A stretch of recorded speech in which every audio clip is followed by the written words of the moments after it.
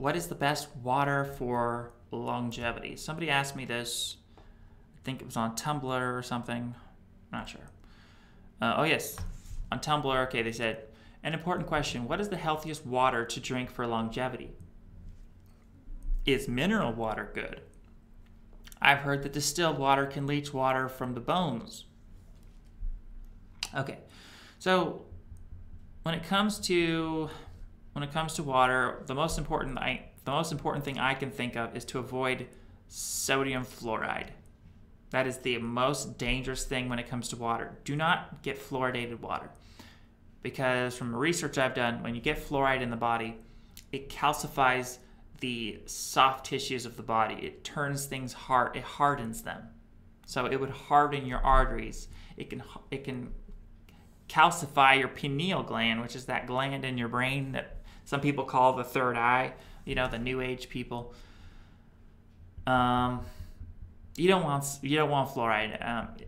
True fact: sodium fluoride was used in the concentration camps, in the Nazi concentration camps, to pacify the Jews, and so they wouldn't escape, so they wouldn't, fight back.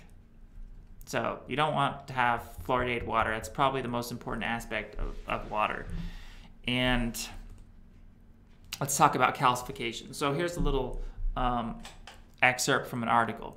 Several studies have found that those chronically exposed to fluoride are at a higher risk of suffering from arteriosclerosis, which is hardening of the arteries. For example, the elastic properties of the ascending aorta were found to be impaired in patients with mild levels of fluoride toxicity. Wow, that does not sound good.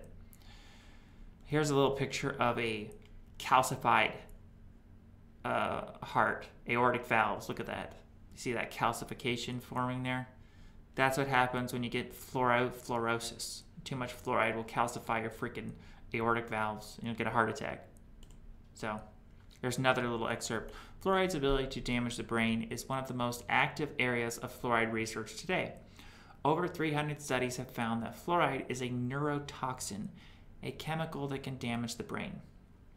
Three human studies linking fluoride exposure with impaired fetal brain development. Wow. So, having fluoride in your water could make you dumb. Maybe it could lead to dementia. It's a neurotoxin. And just don't. Get your water distilled. This person mentioned that he thought maybe distilled water could leach minerals from your body.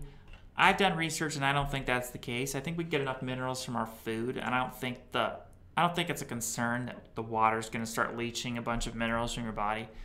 If anything, it's going to leach minerals that shouldn't even be there in the first place. It's going to leach those. It's going to remove the calcification of your body, in your body, the distilled water. Okay. Let's talk about brain damage with fluoride. So a recently published Harvard study shows that children living in areas with highly fluoridated water have significantly lower IQ scores than those living in areas where the water has low fluoride levels. So fluoride could lower your IQ. And it's a problem, people. Don't drink fluoridated water. What else? Research studies in animals link fluoride intake to the development of beta amyloid plaques, the classic finding in the brains of patients with Alzheimer's disease. So what was I just saying? Fluoride is connected with getting Alzheimer's. Rats exposed to relatively low fluoride concentrations in water showed cellular changes in the brain and increased levels of aluminum in brain tissue.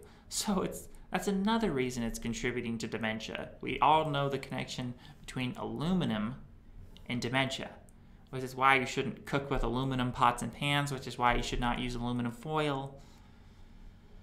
And fluoride is increasing the levels of aluminum. So it's not only increasing the levels of fluoride in your body, but it's somehow increasing the level of aluminum. That's very bad.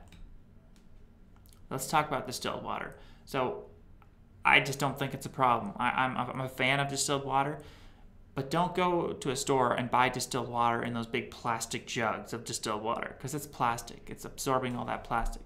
You don't want to be drinking plastic water. Get water that's either reverse osmosis or distilled. You want to remove minerals from your water. You don't want all these inorganic minerals in your water like calcium. It's bad. It'll just calcify your body and give you heart disease. So, mineral water is okay, but in smaller amounts. I wouldn't make mineral water a staple of your diet. Not to mention it could be expensive, but a lot of these mineral waters are very high in calcium. So I think that would attribute to the calcification of your heart and your arteries and stuff. All that inorganic. Our bodies need organic minerals, not these inorganic minerals in water. There's a difference. So like a vegetable juice would have the organic minerals. That would be good. The mineral water is just a bunch of inorganic minerals. And your body can't really use them, and they tend to just accumulate, gunk up your body. But also, all these mineral waters are different, so they're not all created equal. Some of the mineral waters are going to be better than others, and those would be the ones that are higher in magnesium and lower in calcium. Calcium is the most dangerous mineral to get in these mineral waters.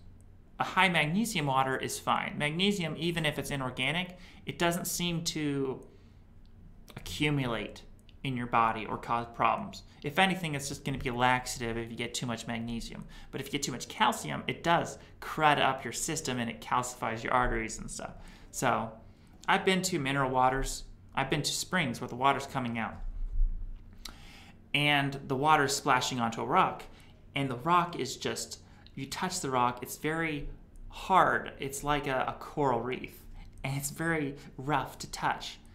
And that's what it could be doing in your body, and that this was a high calcium content mineral water that's splashing down on this rock. And over years and years, it just accumulates all this calcium forming on the rock like a little coral, like barnacles.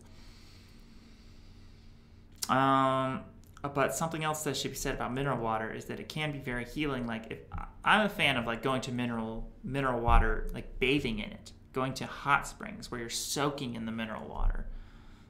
And people throughout the ages have been healed of many diseases by doing that. A lot of these hot springs are high in lithium, which can be very healing for the brain, help people overcome like psychiatric conditions, depression, and schizophrenia. A lot of times it's just a deficiency of lithium that we would naturally be getting some of that in mineral water, like spring water. Most of these spring waters do have some amount of lithium. And a lot of people are deficient in lithium. And so they get these bipolar disorder because their brain is just lacking lithium. And you can supplement with lithium too. But anyways, let's go on. Plastic. This is very obvious, Captain Obvious. Avoid plastic. It's poisonous. They're xenoestrogens. It's these toxic plastics that disrupt your hormones. Disrupt the natural hormone balance in your body. They're hormone disruptors. That's literally what xenoestrogens are. A lot of them can increase your chance of getting cancer, and it's bad. Okay, very, very, very, very bad. That's how you spell xenoestrogens. So you can just give that a Google search.